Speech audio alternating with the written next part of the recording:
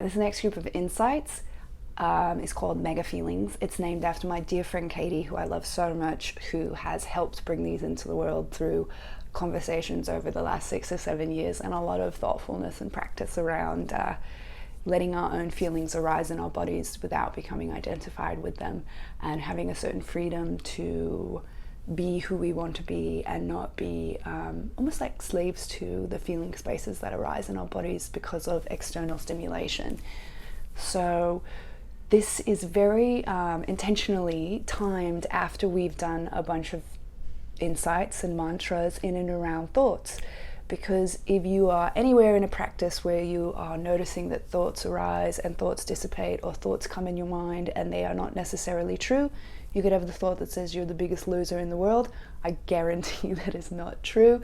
There's no hierarchical rubric anywhere in the world that would ever be able to justify that. But we have thoughts like that all the time. They feel real, but they are not true. And what's very, very curious and interesting is the same is true for feelings.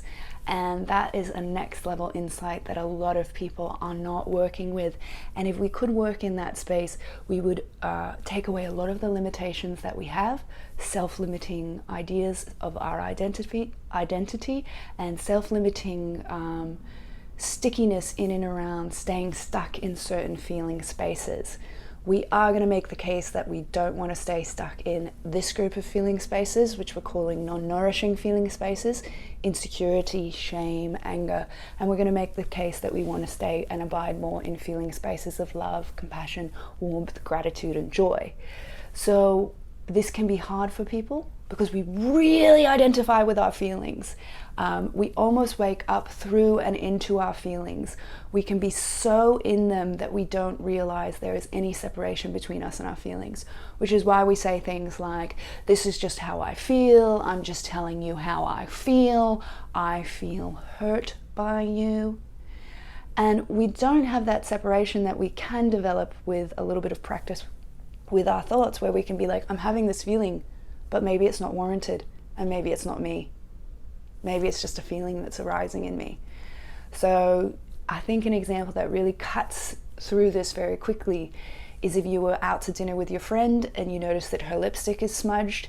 And so in this really nice and loving way, you say, hey, did you know your lipstick is smudged across your teeth and your lips? And then some people will hear something like that and they're going to go into the feeling space of gratitude, right? They're going to be like, oh my God, thank you. Thank you so much. My boss was just about to walk in the door and I'm so glad I don't have lipstick on my teeth.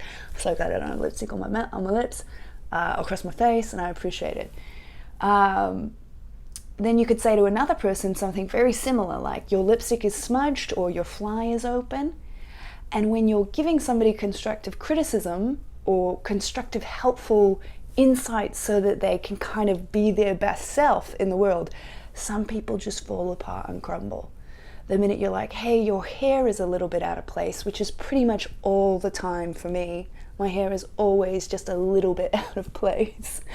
And somebody could say that to me, and I could just go into a world of feeling ashamed, feeling not good enough, feeling like super lousy. Like you tell someone their lipstick is smudged and they're like, why are you attacking me? Why are you judging me? Why are you not accepting me the way that I am? Do you see how the exact same stimulation from the external world can create different feeling spaces in different people? Or a different feeling space in the same person depending on their level of maturity.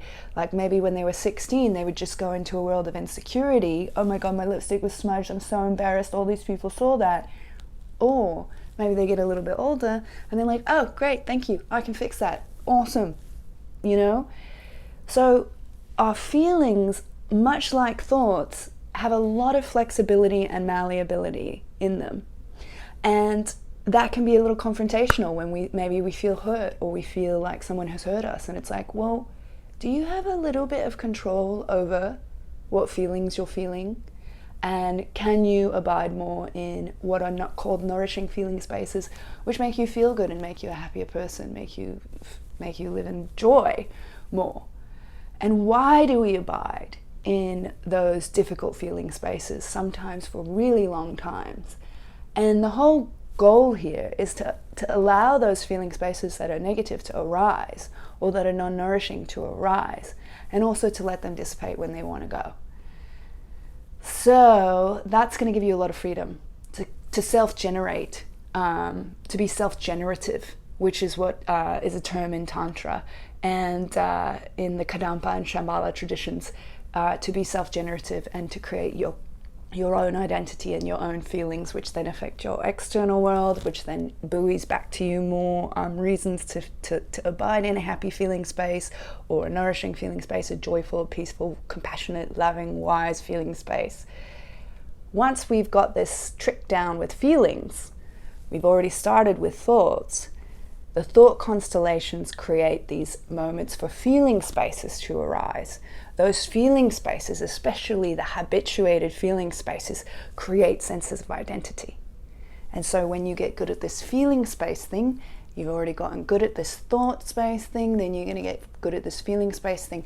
Then we're going to dive into the really profound stuff, which is senses of identity, and literally changing your identity in your internal space.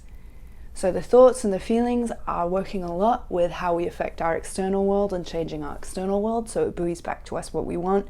But then we're going to get into the senses of identity. And every single technique that you're learning with feelings is one that you're going to use with identity. And every single technique that you've learned with thoughts is one that you're going to learn with feeling spaces right now. So get excited. I hope you enjoy it. And I hope that gives you some color as to why we're even talking about all this. You will notice that the first Mega Feelings talk is a total ridiculous soliloquy. It's a gigantic metaphor. We're not just joking. I'm not just joking. Listen to it. I hope you enjoy it. But then bounce to the teachings afterwards, which show specific ways that you can work with your feelings, and ways that we may have got stuck in the past, ways we can get over that. But the first one is just sort of like a riffing joke, which does hide deep within it one of the biggest insights from Kadampa Buddhism. Yes, enjoy. Thank you.